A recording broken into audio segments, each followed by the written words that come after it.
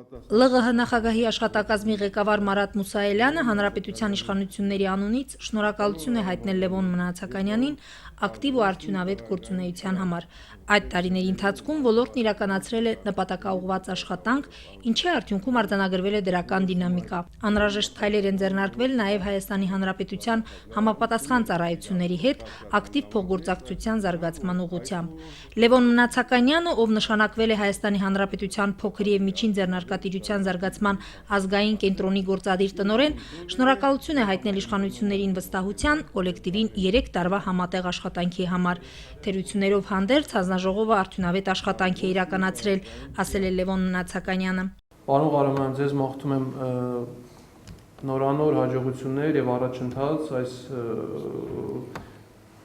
ծանր եւ մի փոքր նաեւ անշնորհակալ, այսպես ասեմ, գործում, որովհետեւ հանձնաժողովի աշխատանքները շատ ժամանակ